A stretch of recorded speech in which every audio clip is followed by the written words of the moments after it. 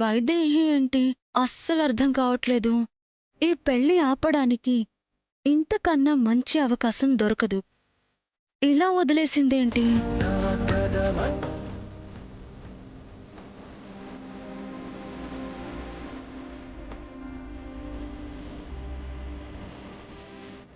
డెఫినెట్‌గా పెళ్లి జరగాలనైతే కోరుకోదు.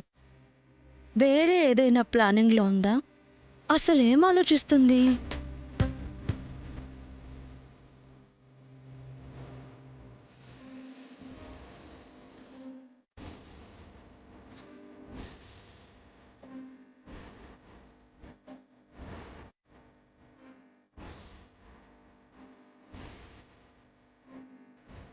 తీసుకోండి ఎస్ఐ గారు.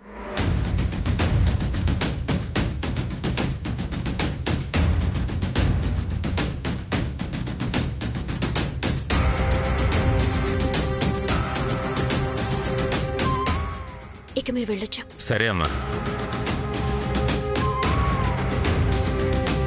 దశరథ రామయ్య గారు, ఇబ్బంది కలిగించినందుకు క్షమించండి. కానిస్టేబుల్స్,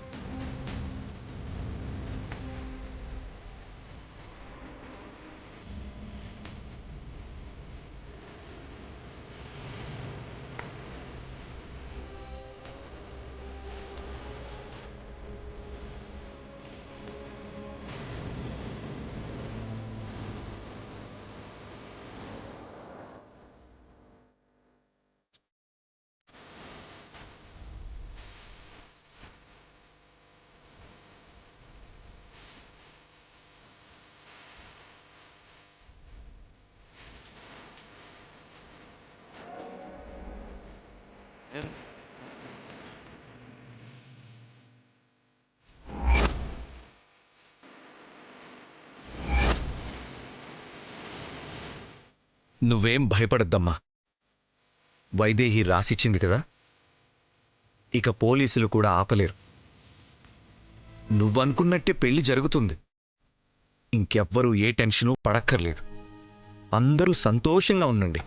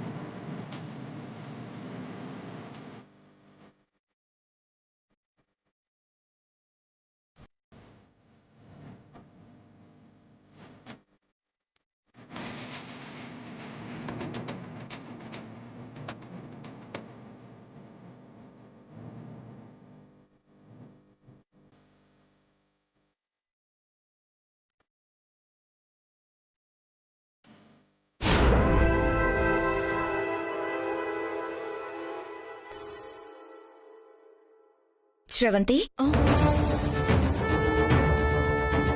పోలీసులు రాగానే పెళ్ళ ఆగిపోతుందనుకున్నాను. కానీ నీ అదృష్టం బాగుంది. ఇప్పుడిక ఏ ఆటంకాలు ఉండవులే.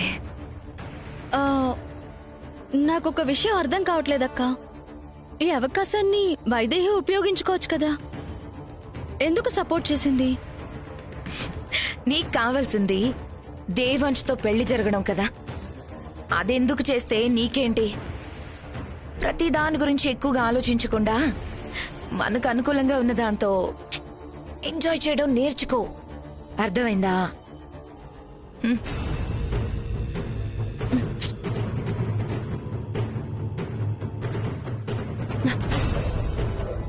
లేదు, వైదేహి అంత ఈజీగా వదిలే రకం కాదు. ఏదో ప్లానింగ్లోనే ఉంది.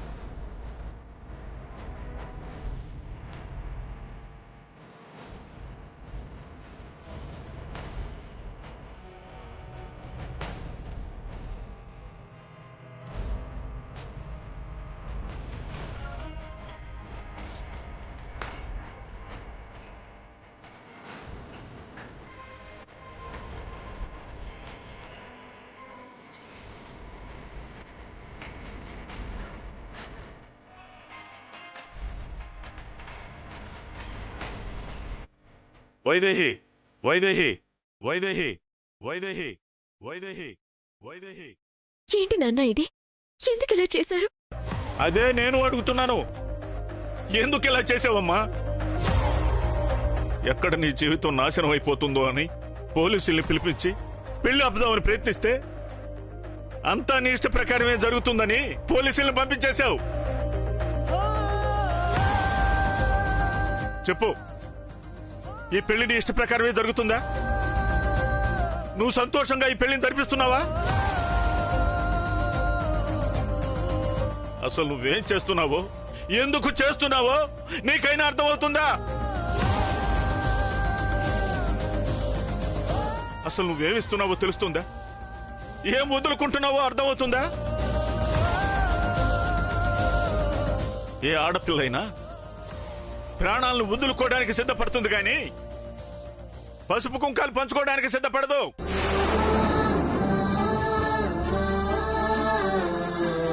కానీ నువ్వంత సులువుగా ఇచ్చేస్తున్నావేంటమ్మా? నీకు మనసు ఎలా వచ్చింది?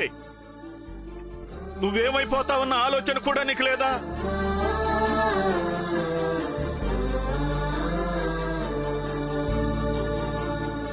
చూడు, ఎంత ఆపుకుందామనుకున్నా ఆగట్లేదు. ఎవరి సంతోషం కోసమో ఇంత భారాన్ని దిగమింగుకుంటున్నావు. తన భర్త వైపు పరాయి ఆడది కన్నెత్తి చూస్తే ఆ కళ్ళు పీకేస్తుంది ఏ ఆడదైనా. కానీ నువ్వు భర్తనే ఇచ్చేసి నీ జీవితాన్ని నీ చేతులతోనే కాల్చుకుంటున్నావేంటమ్మా?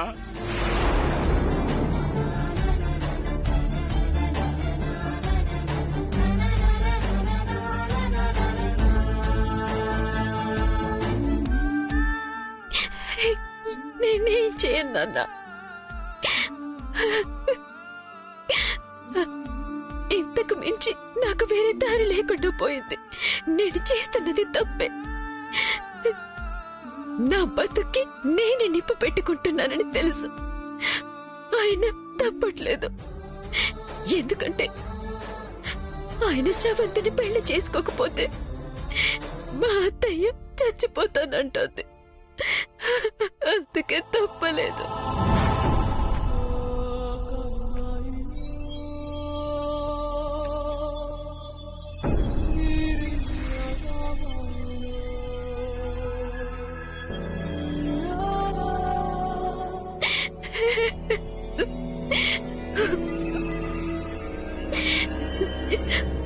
గుండెలు మండుతున్నా, కాళ్ల కింద నేల బద్దలైపోతుందనిపిస్తున్నా కదలకుండా నిలబడి దగ్గరే ఉండి పెళ్లి చేయాల్సి వస్తుంది. ఏం చేయను, తప్పట్లేదు నాన్న.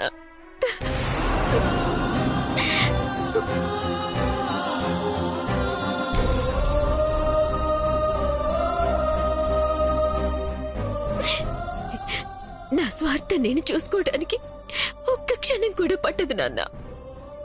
ఆయన కూడా నా మాట కాదనరు.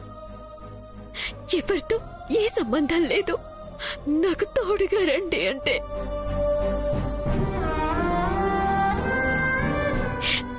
ఈ క్షణమే అందరినీ వదిలేసి వచ్చేస్తారు. అంత ప్రేమ నేనంటే, అంత ప్రేమ.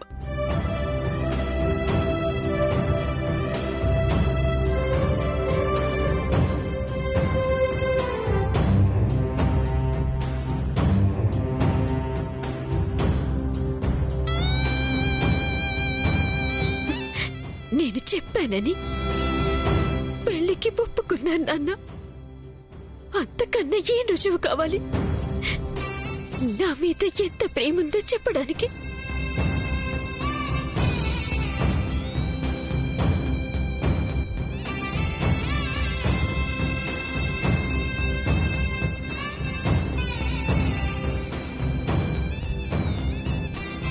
కానీ తర్వాత అత్తయ్య గారికి ఏమైనా అయితే ఆ నిందని భరిస్తూ మేము బతకగలమా? అందుకే ఈ నిర్ణయం. ఎంత పనిచేసావు తల్లి, ఆ బెదిరింపులకు లొంగిపోయావా? నువ్వు మాట వినకపోతే నేను చస్తానంటాను. అంత మాత్రానికి చచ్చిపోతానా?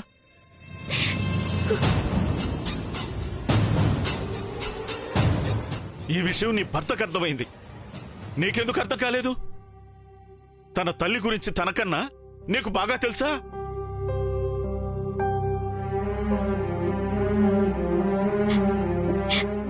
తెలీదు నాన్న, నాకన్నా ఆయనకే బాగా తెలుసు. కానీ ఆయన కన్నా అత్తయ్య గారి గురించి మావయ్య గారికి ఇంకా బాగా తెలుసు.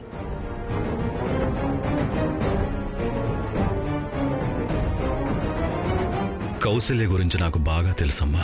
మామూలుగా ఏ విషయం గురించి పట్టుపట్టదు. పొరపాటున ఏదైనా విషయంలో పట్టుబట్టిందో ప్రాణాలైనా వదిలేస్తుంది గాని పట్టు మాత్రం వదలదమ్మా.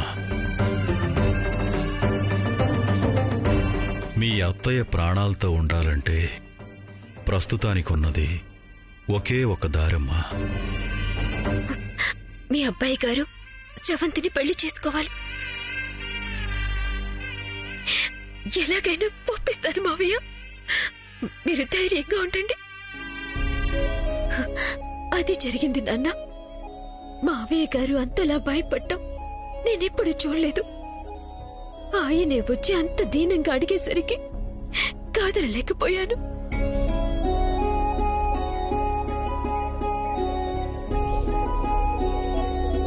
నువ్వు తీసుకున్న నిర్ణయానికి కారణం బాగానే చెప్పావు, కానీ నీ గురించి ఆలోచించటమే మర్చిపోయావు. త్యాగానికైనా ఒక హద్దుండక్కర్లేదా? వదిలేయండి నాన్న. నా పుట్టుకే కష్టాలు కన్నీళ్లతో మొదలైంది. అలా రాశాడా దేవుడు?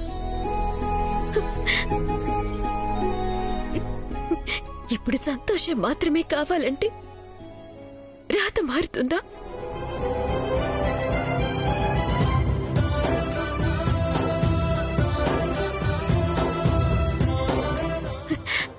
నిర్ణయం తీసేసుకున్నాం.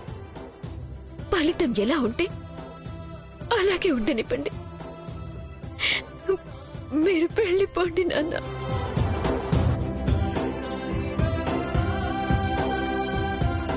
లేదమ్మా, నిన్న ఈ పరిస్థితుల్లో వదిలి నీ వెళ్ళలేను. కళ్ళెదురుగా నీ జీవితం నాశనం అయిపోతుంటే నేను చూస్తూ తట్టుకోలేను. నాన్న, దయచేసి వెళ్ళిపోండి. ఇక్కడ మీరుండటం వల్ల సమస్య పెద్దది కావడమే తప్ప పరిష్కారం రాదు. వీలైతే నా కూతురికి ఏదైనా దారి చూపించే దేవుడా అని ఆ దేవునికి మొక్కుకోండి. వెళ్ళండి నాన్న. ఉన్న దారులన్నీ మనం మూసేసుకుని కొత్త దారి చూపించు దేవుడా అంటే ఏ దేవుడు చూపిస్తాడు? ఏంటో నీ తలరాత.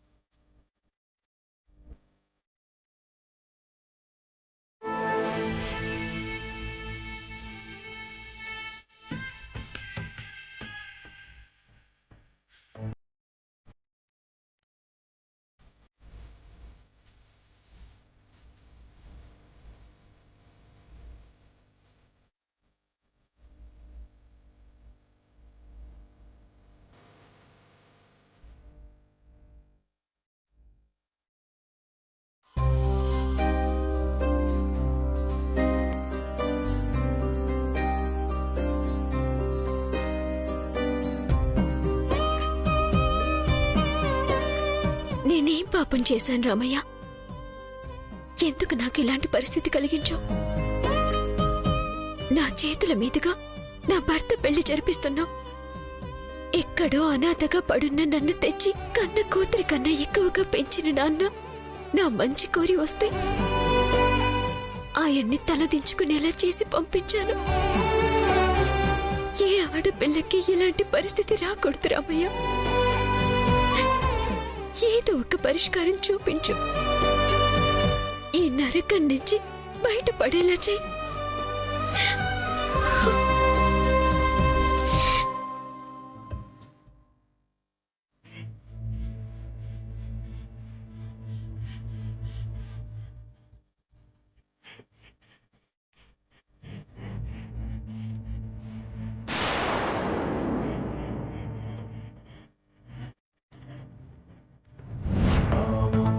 రాఘవం రణధీరం రాజస్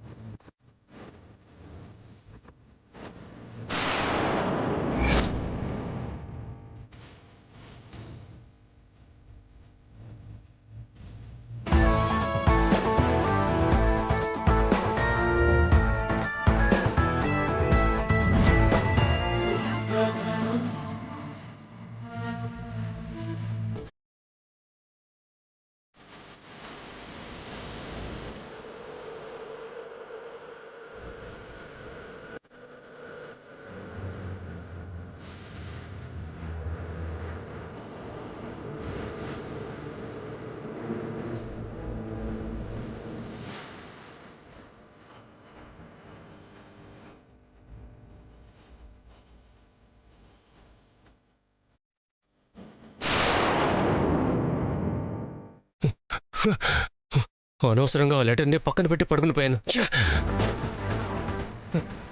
ఎక్కడికి పోయిందో లెటర్?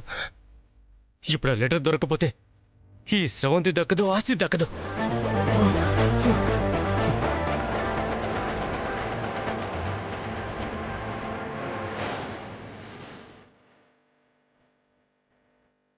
వైదేహి మాత్రమే దేవాంశ్ ఏకైక భార్య.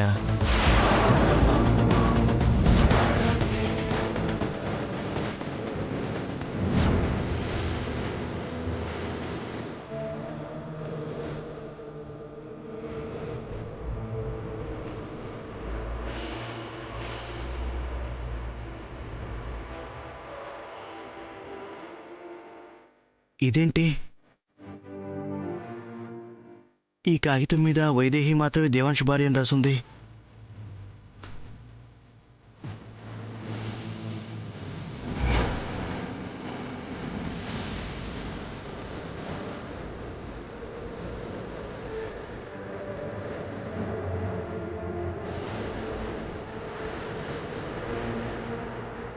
ఇప్పుడు గురువుగారు పంపిన కాగితంలో శ్రవంతి కూడా దేవాంశ్ భార్యగా ఉండే హక్కునే ఉందే. ఇది కూడా ఆ కాగితంలాగే ఉందే, కానీ వైదేహం మాత్రమే రాస్తుంది. ఒకవేళ ఇదే నిజమై ఉంటే కావాలని ఎవరైనా మార్చేశారా? అంతే అయి ఉంటుంది. ఇది వెంటనే వైదేహం గారికి చూపించాలి.